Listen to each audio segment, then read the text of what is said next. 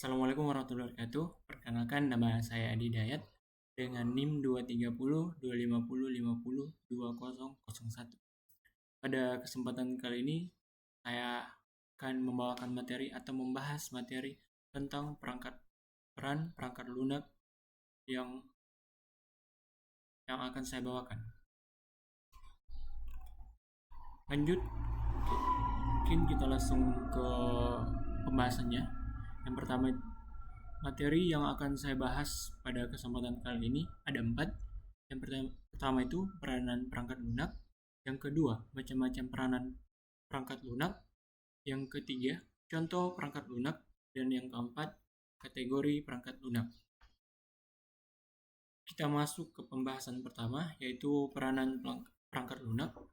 Peranan perangkat lunak terdapat 5 poin materi yang akan saya bahas. Yang pertama itu menyediakan berbagai fungsi dasar untuk keperluan komputer agar bisa dijalankan. Yang kedua, mengatur kinerja hardware yang terdapat dalam komputer agar bisa berjalan secara lebih simultan. Yang ketiga, sebagai penghubung antar software dan hardware yang terdapat dalam komputer. Yang keempat, sebagai penerjemah atau suatu perintah software lainnya ke dalam bahasa mesin, sehingga akan lebih mudah dimengerti ataupun diterima oleh hardware.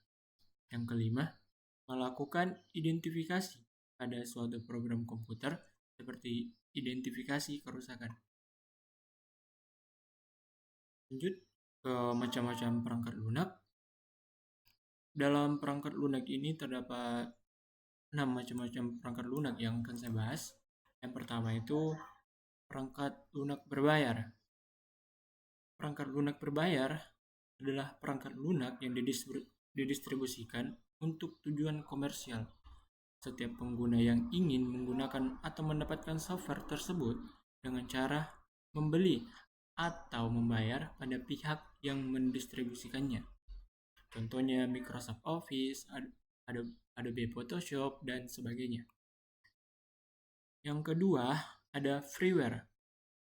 Perangkat lunak ini bersifat gratis, jadi tidak harus membelinya seperti software berbayar.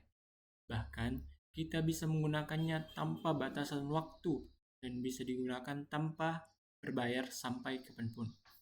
Contoh produk pada freeware ini di Google Chrome, Mozilla Firefox, dan masih banyak lagi. Yang ketiga, ada free software atau open source software. Jenis software ini mengacu pada kode sumber yang dapat diperiksa, dimodifikasi, ditingkatkan, dan dikembangkan secara publik oleh siapapun. Contohnya ada Linux, ada LibreOffice, dan GIMP atau GIMP.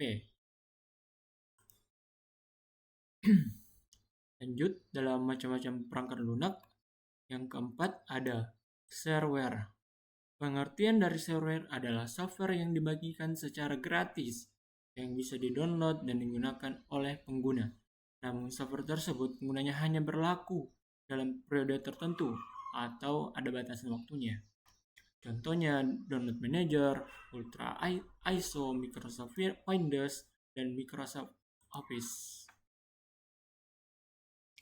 Lanjut, yang kelima ada malware.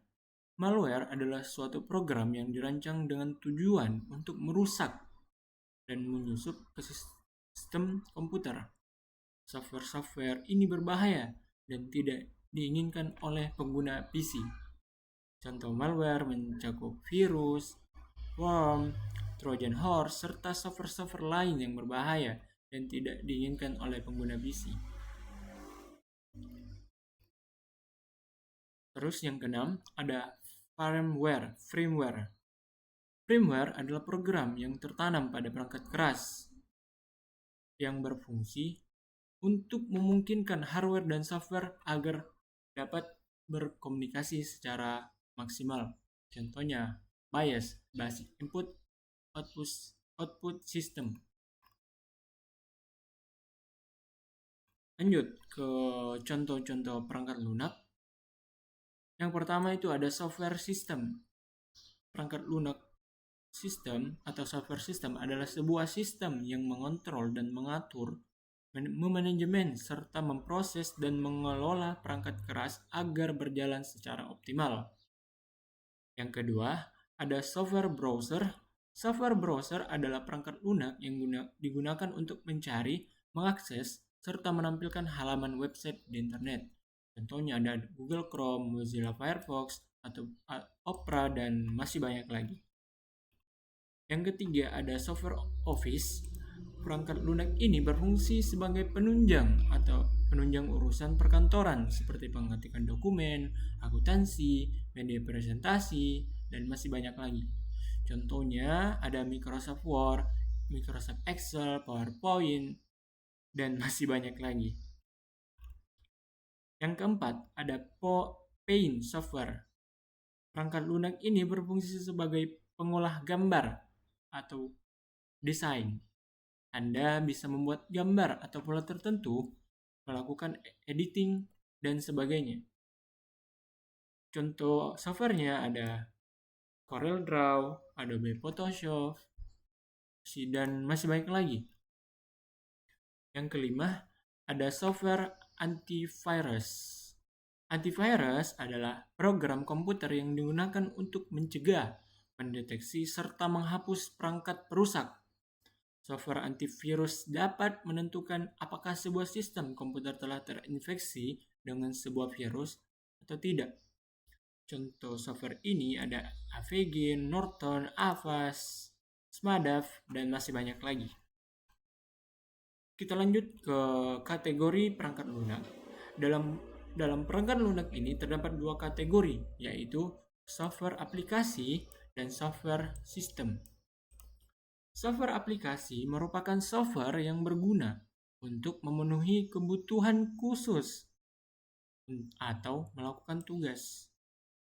Sedangkan software system dirancang untuk menjalankan hardware dan menyediakan platform untuk menjalankan aplikasi di dalamnya. Itu adalah materi yang bisa saya bawakan. Mungkin masih banyak kekurangannya. Kurang lebihnya mohon dimaafkan. Wabillahi taufiq wal hidayah. Assalamualaikum warahmatullahi wabarakatuh. Terima kasih.